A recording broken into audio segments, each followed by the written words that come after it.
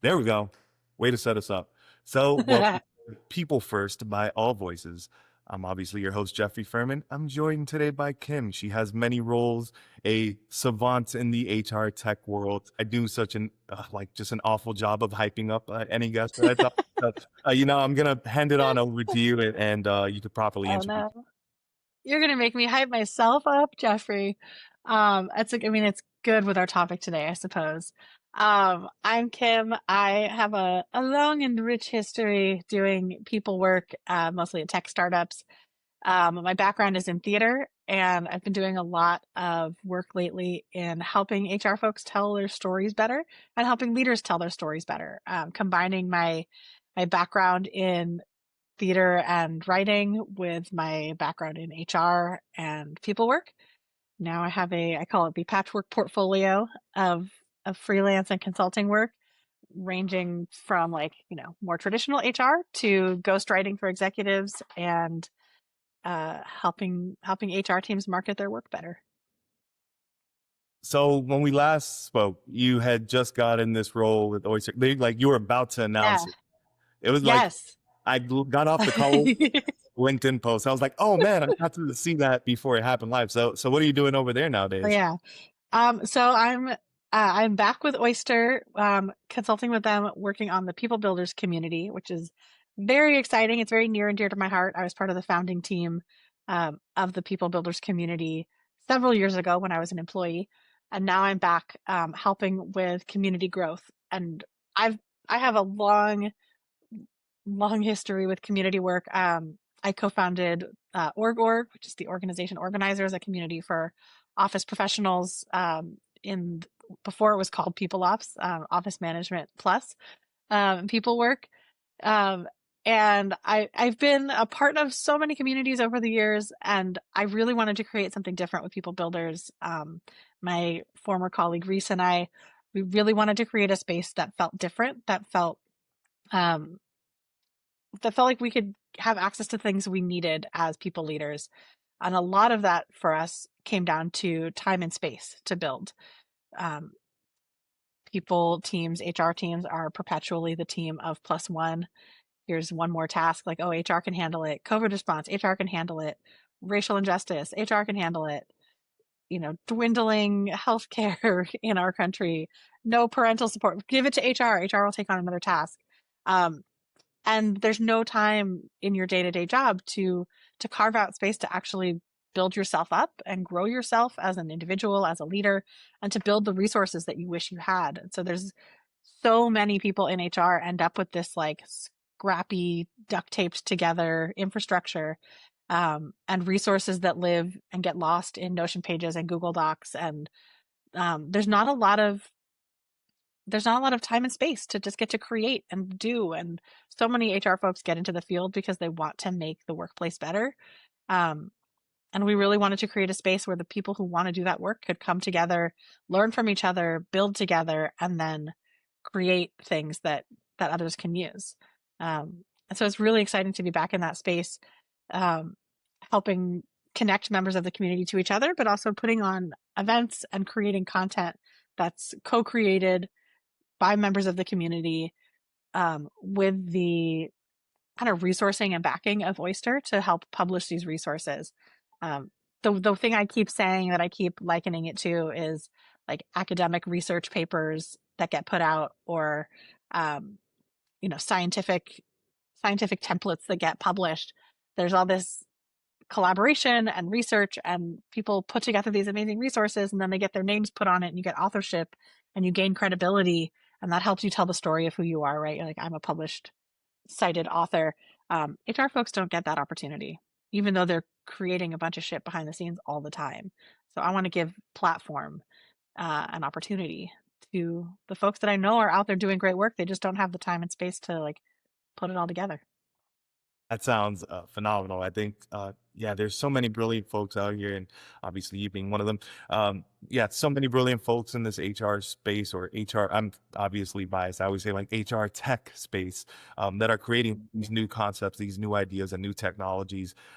They do a lot for people. Obviously, like now AI is getting all the rage. We could probably talk about that a little bit later, but going and now I want to like segue into the like main subject and why we're here, talking about how HR like can really do a good job of promoting themselves and showing off their work, for lack of a better phrase, and really, Yeah, showing their achievements and putting themselves out there as a department, as individuals.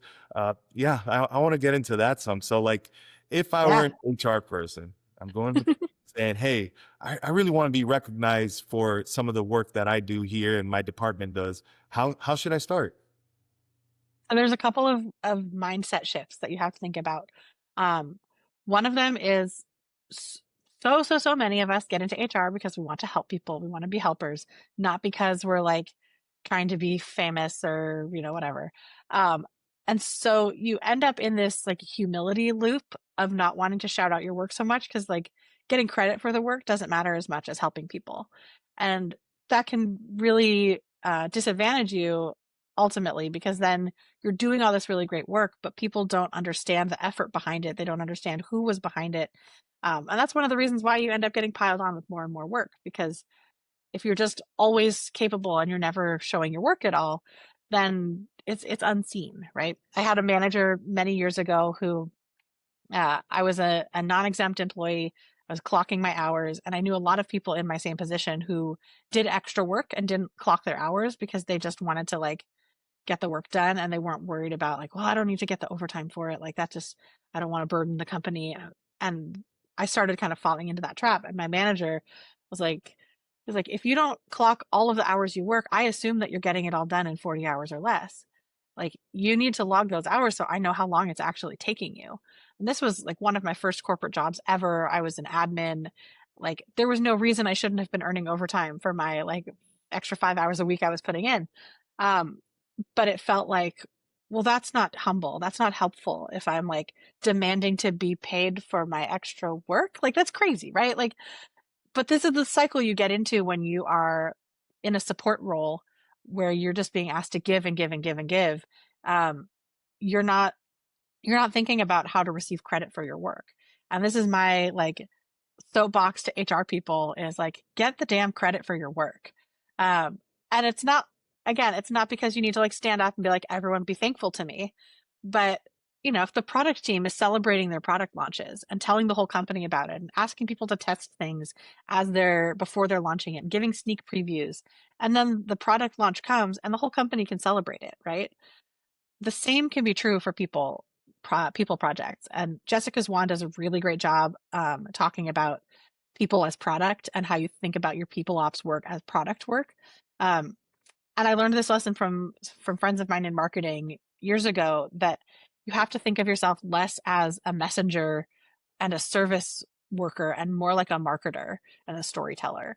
It's like you're delivering all of this great work, but if you're not telling people the story of why it matters, why you're delivering this work to the company, why you're launching this new program or introducing this new software, um, people don't they're not in it as much as you are. They're not going to get the value of it.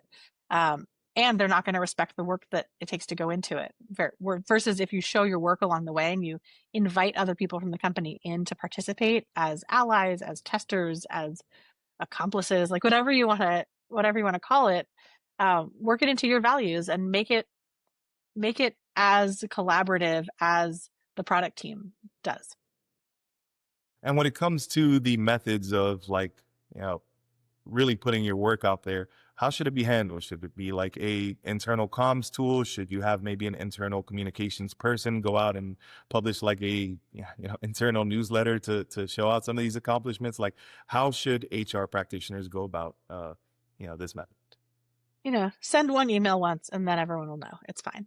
No, I think this is the lesson that I learned from my friends in marketing. Please, HR folks out there, befriend your marketing team, learn from them. They know what they're talking about, and you have to be marketers. So one of the rules I learned was that you have to tell people something 5 times in 5 different places, and that number might change. Like there's like the rule of sevens and the rule of threes, like whatever terminology you want. The important thing to know is you have to give people the message across different mediums at different times and places and really hammer it home.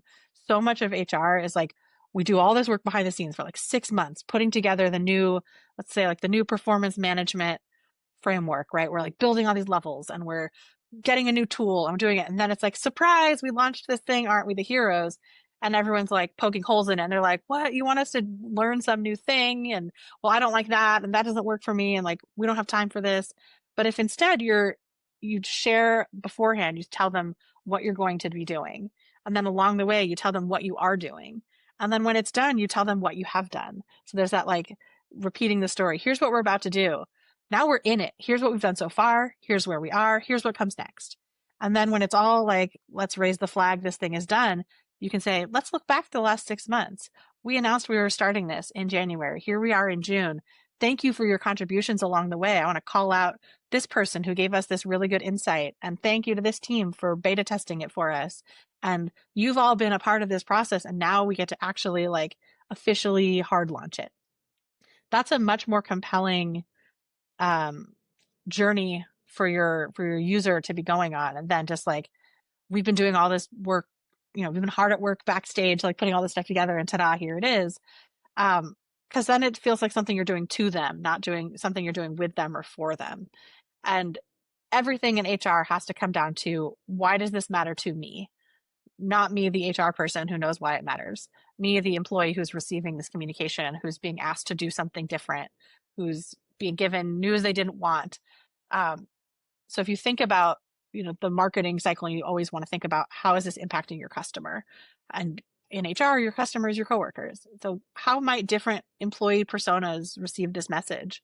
Why do they care about it? Why should they care about it? Why might they not care about it? And you have to think about that in every stage of your messaging. And when you asked about, tools, the tool is only as good as the use of the tool, right? Like I say this with performance management all the time. People are like, what's your favorite performance management tool? I'm like, I like many things about many tools. It doesn't matter what tool you're using. It matters how you're using it and whether you're using it. And so, I've built really beautiful internal communications, internal marketing systems using just Slack and Notion and email and internal meetings and manager training. I've also seen them done really, really well using software that helps you automate messaging and gives you suggestions on types of messaging for different employee lifecycle moments. It all depends on what do you have available to you in your company, because not everyone has the budget for a tool or the time to implement a tool, or the appetite for it. Some companies are like, that's just not our culture to like have a tool for something. Every company is different. So I like to tell people, start with your wish list of like, in a perfect world, I would have an internal communications strategist who's building this cadence. So when we're going to be launching a new thing, we just have to like press go, and we know this is how we structure our communications. And that's not what we have today. Today, I'm a one-person HR team. So what can I learn from that dream of mine and put into place now? Okay, well, I could create a general template checklist that says, okay, when I'm going to be introducing a new policy to the company, here are the people I need to get on board first. Here's what I need to make sure executives know so they can answer questions. Here's what I need to communicate to managers. Here's what's going to be communicated to employees. Here's how I'm going to like test the waters beforehand. And like, you can create a template. Like anyone can create a template in a spreadsheet or a Google Doc or Notion or whatever. And so it's really about thinking through these key storytelling concepts of, why do they care? What do they need to know? When do they need to know it? And I would say why again. Why is like the biggest. People are inherently self-centered. They want to know why it matters to them. How is this going to impact me? Why do I care? And you've hinted at using technology in several parts. Some people might not have the budgets for it. Um, Curious to know, like, what role can technology play in showing off these HR wins? Whether it's something like Mm, employee engagement software showing off that, like, oh, your engagement ratings went up from like a 7 to an 8, or yeah, performance reviews. Like, yeah, I yield yeah. the floor. I want to hear. Oh, I love that you used engagement surveys as an example, because this is my favorite story to tell, of personal failure that I learned from. So I was working at a company and we had relatively low engagement, and I had seen this before. So I was a new HR leader to this company. I came in, I was like, all right, let's do an engagement survey, because we knew engagement was low, but we didn't have the data. So we ran the survey, we got the data. I was like, okay, here's our top 3 things we need to focus on, because they are the lowest scores that correlate the highest to engagement. Great. We're going to do these projects. We spent 6 months like building and doing stuff and like feeling like, yeah, we totally got our shit together. And our engagement scores went up drastically 6 months later to the next survey. But the score that still remained low was the score that said, I believe action will be taken as a direct result of this survey. And I was like, in my head, I don't know if we're allowed to curse on this podcast, but I was like, what the F? Great, great. I was like, what the fuck? We worked so hard for 6 months. Our scores went up. I'm getting up in front of the company to be like, our scores went up because we did all this great work. Great work. This is awesome. But people still don't think we're going to take action as a result of the survey. Like, are you fucking kidding me? I like got so angry about it. I was so I was like self-righteous. I was like, with my team, I was like, this sucks. Nobody appreciates us. Like, I was so mad about it. And then I like had my own little come to Jesus moment. And I was like, well, Kim, they don't know that you've been doing all this work for 6 months to make their engagement better. They don't know about all the behind the scenes work. They don't know that the reason they're more engaged is because you followed up on the results of that survey and did these things because of their feedback. And I realized I was missing this really crucial part of the storytelling, which is the part where you say, you said this, we did this, and here's the result. And you do that. You should be doing that throughout that 6 month period in between surveys. You can use the survey technology to pull your data and say, hey, we're focusing on these projects because 67% of you said this. And, or like only 20% of you said this. So we're going to focus on that. And then the next time you introduce something that's directly correlated to that, you say, hey, as a follow on from that survey where 23% of you said this, we're launching this thing. Let us know how it's going. We hope that it is helpful in addressing some of these concerns. And you do that repeatedly. Because what I realized, what I hadn't realized at first, and that I now like, it's shamefully embedded into my core, is that nobody gives a shit about the employee engagement survey in that 6 months between surveys. Nobody's paying attention. The people team is paying attention. The people team, like every day, is like, how can we move the needle on these crucial engagement factors, right? The rest of the company takes the survey, they get the results, they're like, okay. And then they don't think about it again until the next survey. And so the next survey comes around and they're like, I don't even remember what I put the last time 6 months ago. It's like when you're launching the next engagement survey, this was like, I was so proud of our team for doing this. And we did have an internal comms person working with us on it. But we put together, before we launched the next survey, we did a little like in between surveys, like post review, where we at an all hands and in our company internal newsletter, we said, it's almost engagement survey time. What have we done since the last survey? Let's have a little refresher. We said, here were our scores in the last survey, and here are the things that we've done to address that. And like we broke it down into the top 3 categories using the engagement survey software, saying here's the top things we did. And then we pulled references for the programs that we launched or the communications that we started or the things that we did to try to address those things. And we sent that out again. We said, hey, here's like our little progress report on what we've done. Survey's coming up next week. We'd love to hear your thoughts to know how we've been doing. And that triggered for people a reminder that, oh, you're listening to me. You're hearing what I'm saying and you're acting based on my feedback. And you know what? Fucking scores went up in that one question, which was not an official target question of ours, but it was my personal, like the next survey, I want people to think action will be taken. That is what I care about. And the score went up because people now were reminded that we did take action as a result of the survey. So yeah, I guess it's a reminder that like use the tools at your disposal, and also remember that like nobody is paying attention as much as you are on the HR team. And so you have to remind them to pay attention. You have to remind them what your job is. Was about to ask, like, did it end up working out, handling those, doing those internal comms, saying like, hey, we listened, we made sure that we took action. So Yeah. And I will say, like, I remember we included a line about, we may not have succeeded in all of these efforts, and that's okay. The survey is for you to give us feedback on how we're doing, but we want you to know that we are working on it. We have been working on it. And over the course of that 6 months between surveys, we linked all of our new things back to that. So when we said we're revising our PTO policy based on your feedback in our last survey, that doesn't mean we're going to get it right every time. We're not expecting that you're going to do the next survey and be like, thank you for hearing us, everything's perfect. But we are going to survey you again so that we know where we still need to improve. And I hope now that you trust that this is what we're doing. kind of off topic with the conversation we're having, but I am going to have a conversation with Sarika, the VP of People at Vidyard, and we are Mm-hmm. going to discuss like how fast should you be taking action on like these engagement Mm. surveys. So I'm just curious, you gave me this Well, I'm example. so curious. I want to know if Sarika and I are aligned. I love this. Yeah, Um, I mean, every company is different. Depends on your company size. It's easier to turn around a speedboat than a cargo ship, right? So depending on what kinds of crises you're dealing with and how big your company is, this advice may change. But in general, I like to survey twice a year, and I like to choose like two or three focus areas to start taking action on in between the surveys.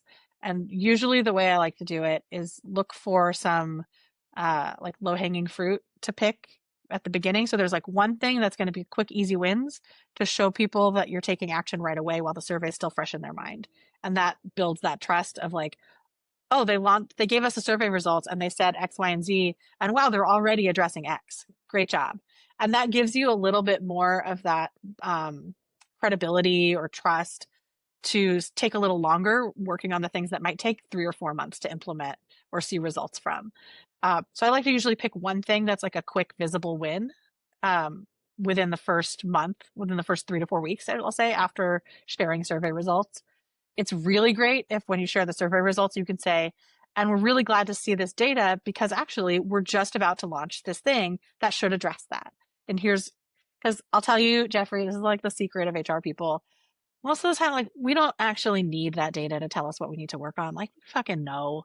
But the data validates your assumptions. And like, usually your assumptions are correct, but the data gives you the like proof point that you need to demonstrate to employees that like it's not just that I think this is what you need. You've told me that this is what you need, even though I already knew it. And it gives you the credibility with your executive team who wants to see the data, who's not going to believe your vibes and you're like, you know, they say they want you to be the eyes and the ears of the organization so you know what's going on, but also they want you to bring them the hard numbers.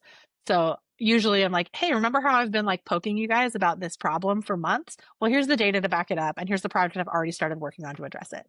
So you can use that when you're sharing with employees. Thank you for giving us your feedback. Here's what we heard. And hey, we're already starting to work on that. Here's the thing we've started. And then here's our timeline for the other two top priorities. We're going to start this one next month. Here's what that's going to look like. We haven't started our plans for the third one yet, but that's going to be our third priority. And all of these things you'll start to see action on over the next 6 months. I think, well, two things. I am going to probably get that clip that you just said. I'm gonna bleep the F word in there. And I'm gonna probably put it on LinkedIn because it was awesome. I feel like a lot Right. of people need to hear that. Like sometimes, HR folks really don't need that data. They kind of understand it. That said, I'm gonna find a way to incorporate that in the promotion of this one Yeah. because I thought it was such a Because good. like most executive leaders across other departments who are not like emotionally uh, connected to their employees at all times, Yeah, the spidey sense argument is not going to sell them on something they're not thinking about. Because again, they might be thinking my team seems disengaged. They're not thinking about all of the intricacies of what's causing that engagement or disengagement in the same way that HR is. They're not hearing all the complaints. They're not seeing all of the interactions. They're not emotionally absorbed in the same way that HR leaders tend to be. And so they want to see the hard data. They want to see, okay, well, you know, you said the marketing team seems disengaged. Well, here's the data that shows that 23% of them think they're going to be working here in 2 years' time. And let's see like what's causing that. Why does 80% of your team think they're going to be gone in 2 years? Let's dig into that and see why that's going on. Even though as HR, I might be like, yeah, I know why the marketing team's unhappy. There's no growth potential for them. And they feel like they don't have any creativity in their work, and marketers are creative people. But now I have this data. Now I have your permission to go in and dig deeper and get you that reasoning. I say this as a former pulse survey system founder. I'm always curious to hear people's different perspectives on this. You said you like doing two surveys a year. What are your thoughts on the weekly ones or the bi-weekly ones? Do you feel like it gives you information overload, like data overload? Like this is too much? Is it too frequent? Just want to hear your I thoughts. You think don't have to do any I kind of. really like, I'll give you a quickie answer. I really like targeted pulse surveys. I don't Okay. love like, if you're going to do a weekly pulse survey, it should be the same question every week, I think, or like similar questions. Or it's like, okay, maybe the first week of the month we ask this, the second week of the month we ask this, and keep them really short and sweet. Like, I'm talking like one question. so that people can easily activate and participate. And it's not like, God, I have another fucking weekly survey that I have to do, right? It's like, I can answer this one question that came into my Slack or my email or my whatever. Um, but I really, really like what I call targeted pulse surveys. So like after every all hands meeting, let's say you do a monthly all hands. After every all hands meeting, you do a 3 to 5 question quick pulse survey about the AV quality, about the content quality, about whether it was worth your time, about like, what would you like to see differently? And then you ask, and then you take that, and that gives you really quick things that you can turn around for the next one. You're not asking to boil the ocean. You're saying, like, could you hear and see everything? Was the content useful? If it was not useful, what would have been useful to you? Did you feel like this was a good use of your time? If not, why not? And then when you're planning for your next all hands next month, which you're going to start planning the week after the all hands ends, uh, you can use that feedback and be like, hey, a lot of people said the AV was shit. Like, can we fix that before the next all hands? Or like, this one team all said it was a waste of their time. How can we engage that team more in the next all hands? Really quick iterative feedback that's specific to the event. I've seen companies that will do like a weekly engagement survey, basically, where it's like 5 questions about how engaged you feel at work. And I just think that's too much. I think you can't act on it fast enough to see a real difference. And like people get overloaded because I don't think they get overloaded because they're being asked the questions too frequently. I think they're being overloaded because they're being asked the questions too more frequently than they're seeing change. Got it. And that's the key thing with engagement surveys is I always say, like, don't ask questions that you're not prepared to act on. Like, and don't promise action and things you can't act on. I have had surveys where we're like, wow, 80% of the company said they hate this thing. We can't actually change that. So let's address that. Let's say, like, hey, everybody, we hear you. Here's why we can't change that now. Like, it was a benefits question or something, and it was a standard survey question about, like, are your benefits good, basically. And we were asking it at a time of year where it was good. We had just done open enrollment. It's like, we can't, thank you for telling us that you hate our benefits. We can't do anything about that for another year. So I'm not really sure why we asked you about it. And I'm sorry, but now I know you hate it. So, and it's an awkward conversation to have, but you have to have that conversation because otherwise people are like, well, why can't we change our benefits now? And then you have to go and explain the concept of open enrollment and the United States' terrible benefit system. And like, but again, it's like, again, everything fucking comes down to storytelling. You Yeah, have to bring people in so that they know. And you can ask that question in every survey if you want, or you can hold it back for when you're actually ready to survey about benefits. It's like only ask what you're prepared to act on. perfect. Wow, we covered a wide variety of topics. It I have was a one good last little thing. yap. Yeah, one last question for you. And you said you had a theater background.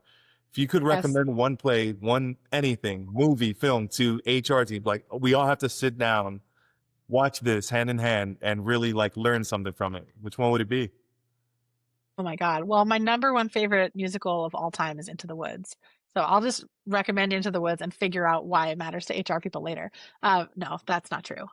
It into the thing I love about Into the Woods is that um, it it is a story about community and about relying on each other and about how none of us are alone in this world. And even when you think everything is lost and you're all alone, there are people around you who want to help.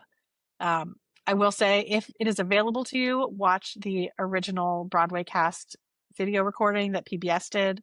It's better than the movie. I love Meryl Streep, but it is better than the film version that they made, which they overfilmed. The original stage version has an incredible cast starring Bernadette Peters and Joanna Gleason, and it's just phenomenal. Um, and yeah, it's just the lessons in that show are so important for the time we're in now. Uh, and I mean, I felt that since I was introduced to the show as a, I don't know, ninth grader.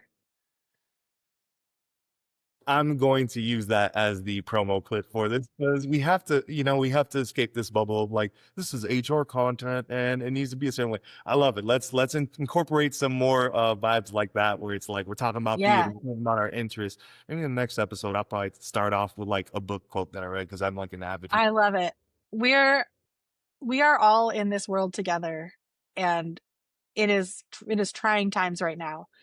And I really believe that communication and art are some of the only things that get us through. You gotta find community and create together. Amazing last words. All right.